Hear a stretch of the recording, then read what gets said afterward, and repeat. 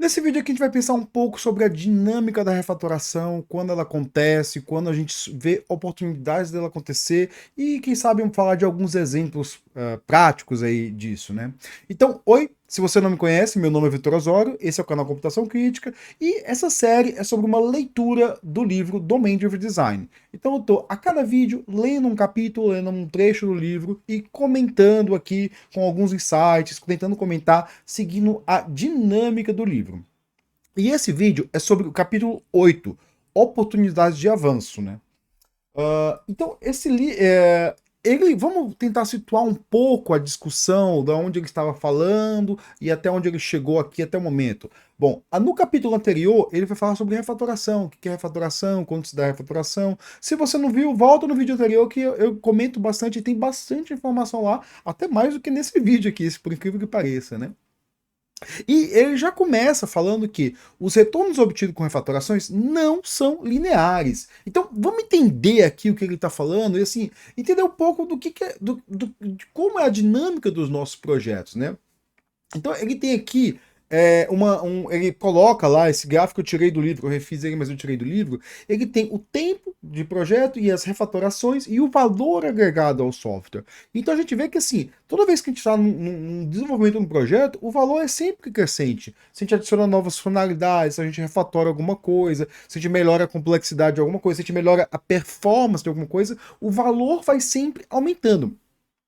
Porém, existem pequenos avanços, né, dados a refatorações. Então, ali, você faz uma refatoração, você tem pequenos avanços. Só que tem momentos que você entende a complexidade do domínio e entende a necessidade do seu software e vê assim, olha, é preciso a gente fazer uma mudança brusca aqui, né, uma refatoração um pouco mais arriscada para ter muito valor. E é nesse momento que a gente tem avanço significativo. Então esse livro vai tratar um pouco dessa dinâmica entre pequenos avanços, o que, que se dá quando a gente tem pequenos avanços e grandes avanços. É um pouco metalinguístico em relação à refatoração, né? Metalinguístico não seria metalinguístico isso, né? Mas ele está falando mais sobre o processo de refatoração e os avanços da refatoração. Então, assim, as oportunidades de avanço, né? A gente tem avanço no sentido de melhorias, né? Às vezes o avanço é pequeno, às vezes ele é inexistente, tem que fazer uma refatoração, a gente não consegue fazer, tem que voltar atrás, ou às vezes a gente vai tentar fazer uma refatoração e a gente não tem ganho nenhum ali, né? Às vezes o código fica um pouco mais desorganizado, né? Porque quem nunca quebrou uma refatoração em duas partes e o código ficou meio Frankenstein entre uma release e outra, porque assim. Uma vez eu trabalhei num projeto que a gente precisou fazer uma refatoração muito grande. E a gerente do lado do cliente falou assim: olha, tudo bem, vocês podem fazer a refatoração, só que vamos fazer um acordo. Ela falou para mim assim: eu tenho que entregar toda semana um relatório do que foi adicionado novo. E a galera de cima não entende de software. E a galera de cima quer o quê? Funcionalidade. E ela falou assim: vamos fazer o seguinte, a gente vai quebrar essa faturação em vários sprints, né? E eram, eu acho que 3 sprints. Então a gente consegue mesclar funcionalidade e refatoração, porque na verdade no projeto precisava fazer uma grande refatoração que para adicionar funcionalidades novas. Sabe aquela funcionalidade, putz, eu posso fazer isso, mas eu preciso que mudar muita coisa? E aí você muda antes, depois adiciona depois. Se você quiser saber quando e como fazer a refatoração, volta no vídeo anterior, que lá eu falo mais disso, né? Mas os pequenos avanços também são valiosos. Não pense que eles não são valiosos, porque esses pequenos avanços fazem a equipe assimilar o conhecimento. Então, assim, volta lá. Se você não entender, não sabe o que é conhecimento, a gente tem o domínio, que é a área para a qual o nosso software está sendo implementado, o modelo, que é assim, o modelo é aquilo que a gente construiu que espelha essa área, e o software que se espelha no modelo, né? Então, nesses avanços, quando a gente vai fazendo tipos de refatoração, talvez a gente esteja melhorando o modelo que pode dar uma luz para o domínio. E aí, essa luz para o domínio pode trazer valor ao software. E em algum momento, durante essas pequenas refatorações, você vai entender que em algum momento surgirá a oportunidade de um grande avanço no modelo. Ele fala assim: não, peraí, agora eu entendi alguma coisa, agora eu entendi como funciona, então vamos pensar aqui em uma coisa diferente. No vídeo passado eu falei de um caso muito comum, um caso que aconteceu comigo que é muito claro disso, né? A gente tinha um software lá que ele tinha um modelo um pouco cru e a gente estava tendo muitos problemas. E aí a gente tentou resolver aquilo adicionando uma abstração ali que resolveu muitos problemas. Depois a gente nunca mais teve dificuldades com aquele código, né? A versatilidade e o poder explicativo aumentam subitamente à medida que a complexidade vai desaparecendo. Então, assim, se eu tivesse que falar qual que é o objetivo de uma refatoração, e a gente falou isso no vídeo passado, seria aumentar a versatilidade e aumentar a explicação do próprio modelo. Então, o código ele tem que ser fácil de ser alterado, versátil para adicionar novas funcionalidades e ter e ser explicativo. Então as pessoas têm que ler o código, compreender o modelo, entender o domínio. Assim, se o código estiver desapegado do domínio, desapegado do modelo, que é isso que a gente falou lá na parte 1 do livro, teremos problemas, né? E a complexidade vai desaparecendo ao momento que a gente aumenta a versatilidade e a gente aumenta o poder explicativo do código. Então, assim, complexidade, e aí sim, você quer saber a complexidade? Tem um vídeo meu muito interessante sobre a filosofia do design de código que eu vou lá e eu acho que esse título, eu vou deixar linkado aqui, onde eu explico, defino o que é complexidade. Como é que dá a dinâmica de refatoração? Como é que uma refatoração ela acontece, né?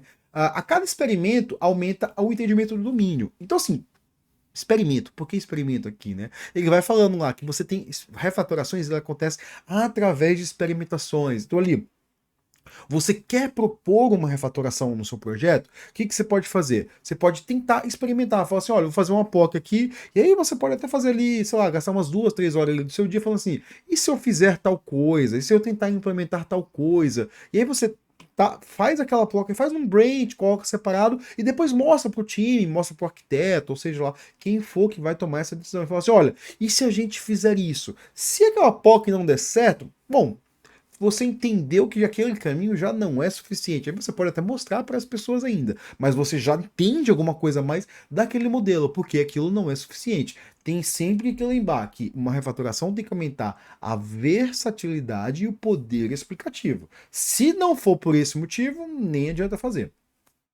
Novas funcionalidades adicionam entropia e a refatoração deve reduzir a entropia. Isso aqui, eu já falei em diversos cafezinhos meus, quem não me segue nos cafezinhos, dá uma olhada lá.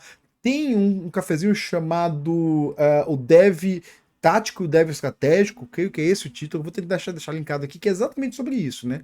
O Dev Estratégico é aquele que está pensando na entropia, está pensando como o software vai se complicar e está sempre trazendo esse modelo para um modelo mais simples, tentando falar assim, olha, a gente tem que pensar como esse software está evoluindo, que assim, a entropia ela vai aumentando o tempo todo. Se a gente não adicionar esforço ali para tentar reduzir a entropia, pode ser que em algum momento seja complicado demais. E é sempre bom a gente tentar reduzir a entropia. É óbvio que tem momentos que a gente não vai ter tempo. Então, adiciona aquela funcionalidade, depois vê de resolver. Eu não sou daquelas pessoas que tentam fazer a coisa mais complexa para resolver todos os pontos do código. Não, eu tento fazer da maneira que dá, mas às vezes eu sei que assim, olha, se aquele código tem muita entropia, aí é a hora de tentar simplificar. Tentar simplificar porque um código complexo é fonte de bugs. Se isso para mim se as pessoas não conseguem entender o código, elas não vão conseguir alterar decentemente. Se elas não conseguem alterar decentemente, elas vão inserir mais bugs. Não é que elas não vão inserir bugs, elas vão inserir mais bugs. As pessoas sempre inserem bugs em software, todo software tem bugs, isso é uma máxima. E aí tem um caso do empréstimo. O caso do empréstimo é um caso que ele cita. Eu não vou entrar a fundo no caso do empréstimo. É bem similar ao meu caso, que eu citei no vídeo passado, que é o caso do Flush, né? Que é assim, a contabilidade estava complicada, eles tinham uma linha de. Era um projeto de um banco, eles tinham uma linha de crédito e os juros, né? Eles estavam fazendo. Eles, assim, basicamente, eles eram um banco, eles tinham um software de linha de crédito lá, eles calculavam os juros, né? E após adicionar uma abstração, a complexidade foi reduzida. Então, o que aconteceu? Qual que era o problema deles, né? O problema deles é que eles tinham um software lá que tinha uma linha de crédito, eles calculavam juros, mas em uma hora a Intel resolveu comprar uma fábrica na região de Nova York e o banco que eles trabalhavam fez parte do empréstimo para a montagem dessa fábrica. E aí, qual que era o problema? Qual que era o problema é que é o seguinte, quando eles fizeram o empréstimo daquilo, o empréstimo ele foi feito por partes. Então, assim, olha, a gente tem essa linha de crédito aqui, você pode pegar esse dinheiro quando você precisar. E aí, quando a Intel pegava o dinheiro, o cálculo era feito sobre o tanto que ela pegou, ou o tanto que ela pegou, só que não tinha um percentual aí de quanto ela pegou do banco em específico. E aí eles tiveram que remodelar o banco de dados para remodelar o modelo para conseguir fazer o cálculo de juros corretos. Porque assim, eles até estavam tentando fazer dado aquele modelo que eles tinham, mas o cálculo estava ficando absurdamente complexo. Aí eles inseriram uma abstração ali, né? Que é diversos bancos geravam uma linha de crédito e essa linha tinha participações, né? Então, ao invés de você pegar da linha de crédito em geral, você pegava da participação. Ah, por que eles fez isso? Porque eles tiveram um modelo novo dentro do software, que assim, olha, ao invés de você ter uma linha de crédito em um banco e você ir pegando o valor, você vai ter uma linha de crédito em diversos bancos e você vai pegando de participações. E aí, pelo que eu entendi lá, em algum momento a Intel resolveu pegar de um banco específico, por causa do o montante ou por causa do não sei o quê, e por isso era a mesma linha de crédito, sobre o mesmo contexto, tipo, o mesmo juros, tudo mesmo. Só que o cálculo dos juros para a visão do banco que ele estava trabalhando era diferenciado, né? Era preciso refatorar para possibilitar avanços mais rápidos, ou seja, o que estava acontecendo é que é o seguinte, eles já tinham vários bugs com o cálculo dos juros e estava muito difícil de fazer o cálculo dos juros. Então, assim, já estava com problema e não estava conseguindo resolver e não estava conseguindo adicionar facilidades, então foi o momento que eles paravam, olha, a gente precisa refatorar para melhorar a velocidade de desenvolvimento, reduzir o número de bugs, e foi isso que eles fizeram. Nisso, eu fiz uma formulazinha, essa fórmula não tá no livro, foi eu que tirei da minha cabeça, se eu não me engano, né? Que assim, a velocidade do projeto, normalmente ela é dada pela complexidade do projeto, né? Tipo, complexidade, eu digo, a entropia daquele código ali, o que tá bagunçado ali, né? A complexidade da funcionalidade, tipo, que é a complexidade que você tem que entender do domínio, versus, desculpa, a complexidade do projeto, a entropia está no final, né? A complexidade do projeto, que é assim, olha, o quanto que esse projeto é complexo. Ah, esse projeto é uma API que vai dar suporte a milhões de usuários por dia. A complexidade da funcionalidade, porque a funcionalidade é muito complexa, o caso de uso é muito complexo, é difícil até de descrever, versus a entropia, tipo, quanto aquele modelo tá bagunçado, né? E tudo isso dividido pelo entendimento de negócio. E aí, assim, isso não é uma fórmula de verdade, né, pessoal? Isso aqui eu estou dizendo que, assim, quanto mais entendimento do negócio você tem, mais velocidade. Quanto mais entendimento. Realmente aqui tá confusa essa fórmula aqui, né? Quanto mais entendimento do projeto, né? Maior a velocidade. Quanto maior a complexidade, menor a velocidade. É isso que eu tô falando. Na verdade, tem invertido aqui, mas tá tudo bem, né? A refatoração, o objetivo da refatoração é diminuir a complexidade do projeto, diminuir a entropia e aumentar o entendimento. Observe que a gente não tem como diminuir a complexidade da funcionalidade. Por quê? Porque é a funcionalidade, é aquilo que precisa, é o requisito. Então, ou você renegocia o requisito, ou você não tem o que fazer. Então você vai ter que reduzir a complexidade, reduzir a entropia e aumentar o entendimento. E isso tudo é em conjunto, pessoal. Assim, você só vai reduzir a entropia se você entender do negócio. Você só vai reduzir a complexidade do projeto se você entender do negócio. Então, é a dica que ele dá, que é focar no básico, assim, tipo, a gente não vai conseguir, lembra daquele gráfico do começo, né? A gente não vai conseguir avanço significativo se a gente não tiver conhecimento do projeto. E o foco no básico é o principal. E aí fala assim, não se deixe paralisar tentando criar uma oportunidade de avanço, uma oportunidade de grande refatoração. A possibilidade geralmente acontece depois de muitas refatorações modestas. Então começa a melhorar uma classe, a fazer uma experimentação pequena, a ver o que acontece se você fizer tal coisa, a modelar algumas refatorações, se for uma refatoração mais complexa ali que envolva banco de dados, não sei o que, ver o que acontece, ver como é que funcionam os cálculos, tenta explicar aquilo para ver se você consegue avançar. É isso que ele fala, né? Para armar o palco para um avanço, um grande avanço, concentre-se na assimilação do conhecimento e no cultivo de uma linguagem onipresente, robusta. Então, assim, se você só vai fazer um grande avanço se você tiver o conhecimento assimilado daquela função, e o cultivo de uma linguagem onipresente robusta. Se você não sabe o que é linguagem onipresente, volta nos primeiros vídeos, que eu acho que se duvidar, eu defini isso no meu segundo vídeo sobre dessa série. Eu tenho uma política de, toda vez que eu chego no projeto, eu não faço alteração nenhuma sem entender aquele projeto. Então, assim, toda alteração que eu vou começar a fazer, ela vai ser muito conservadora, extremamente conservadora, e eu vou tomar muito cuidado. Eu só vou partir para modificações mais complexas se eu tiver o completo entendimento daquele trecho de código e daquelas relações. E ainda vou pedir confirmação de alguém, de um arquiteto, de uma pessoa que estava envolvida ali no projeto, às vezes alguém que do cliente, eu vou pedir aquela confirmação. Deixa eu até lembrar aqui como é que foi a minha alteração que eu falei no vídeo passado, né? Que a gente tinha uma funcionalidade de flush, ela estava intrinsecamente ligada com a biblioteca do Kafka Streams, e a gente precisava mudar aquela porque existiam alguns problemas ali. E aí eu inventei uma abstração que era a estratégia de flush. Então, eu apliquei o pattern strategy ali e fiz alguns triggers, né? Tipo, é como se você tivesse um tick a cada tanto de momento e assim, naquele tick eu vou fazer um flush, mas eu tenho que decidir qual que é a minha estratégia naquele momento. E aí eu peguei e fiz essa estratégia, eu fiz o trigger do flush, selecionei as estratégias e reimplementei aquela função de uma forma diferente. E assim, foi bom isso porque facilitou muito o desenvolvimento. E aí, assim, eu falei que antes a gente tinha 3 ifs e um bug seríssimo, né? No final eu teria que adicionar mais uns 2 ifs, né? Para verificar as condições, e eu não adicionei nenhum if, eu reduzi para um if e adicionei para 5 classes, né? Então, assim, eram 5 classes de estratégia, muito simples, só perguntando. A classe era mais ou menos assim, tipo. Devo fazer o flush agora e devo reiniciar o flush, né? Devo fazer o flush, tipo, não era devo reiniciar o flush, era se o flush era time sensitive, né? Então, assim, quando ele era time sensitive, significa que, tô fiz ele agora, aí eu parei 1 minuto depois, quero continuar o flush anterior, né? Porque o nosso maior problema é que o flush tinha que ser pausado em alguns momentos, né?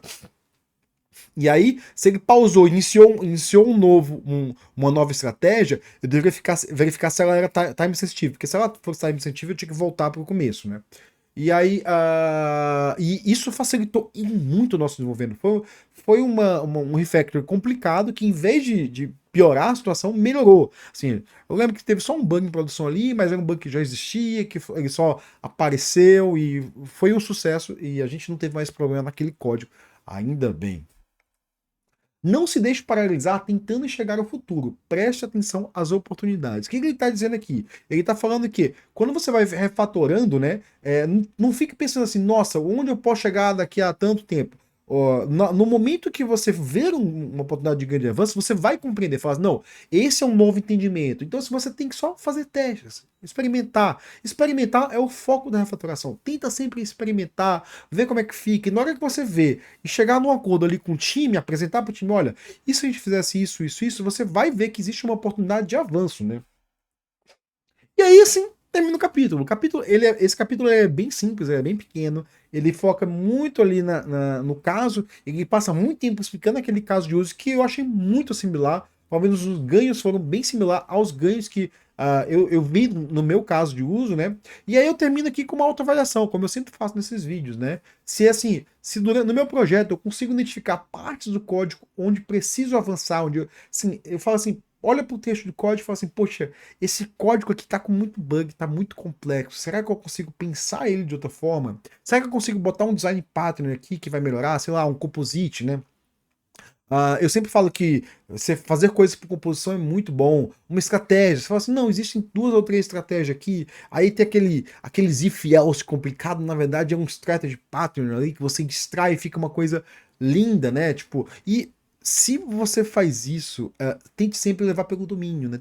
Chega para a pessoa e fala assim, ó, peraí, eu vi que você tem 2 ou 3 estratégias aqui de fazer tal coisa. Quais são as estratégias? Joga para a pessoa e ela vai responder, não, eu faço... E isso pode acontecer, gente. Isso pode. Às vezes o pessoal de domínio não fala, mas assim, se você fizer a pergunta certa, não, eu uso essa estratégia ou essa estratégia, e aí tenta pegar esses termos, estratégia, ou Isso aqui pode, se você for procurar lá o Composite Pattern lá no Refactory Go, eu vou deixar o link na descrição, você vai ver que tem a do notificador, né? Ah, esse aqui é um notificador por SMS, esse aqui é um notificador por Facebook, esse aqui é um notificador por Twitter, você tem formas de configurar aquilo de forma diferente, né? Uma outra coisa que você pode olhar para o seu projeto é quais são os principais problemas de código que tem trabalhado atualmente. Tipo, quais são as classes que dão mais bug? Se essa classe tem muita responsabilidade, lista as responsabilidades da classe e vê assim, tipo, se ela tiver muito, pode ser que ali seja um momento de. Ah, como é que lista a responsabilidade? Vê o que ela tá fazendo. Lista o que ela tá fazendo. Pega no método e fala assim, esse método. E sempre do ponto de vista de negócio, tá, pessoal? Não vai falar assim, essa classe pega uma string e ver se tem uppercase. Não, isso não tem significância do ponto de negócio. Mas, se você vê lá assim, não, essa classe ele verifica se todos os usuários são ativos para desativar os usuários e tal. Por exemplo, uma classe que verifica se os usuários não acessaram a base, o sistema nos últimos 2 anos para desabilitar os usuários. Ponto. Você pode identificar ali que aqui dali é uma responsabilidade do ponto de vista de negócio, né? Então, assim, lista as responsabilidades, vê se uma classe tem muita responsabilidade, vê o que você pode extrair daquelas responsabilidades, vê se tem um padrão ali, alguma coisa interessante, né? E faça pequenas refatorações, tente criar ali, e se eu fizer um strategy aqui, se eu fizer um composite ali, vai estudar design patterns, vai ver o que são cada padrão. Bom, era isso o meu vídeo, o capítulo é muito curto e espero você no próximo capítulo do Domain Driven Design.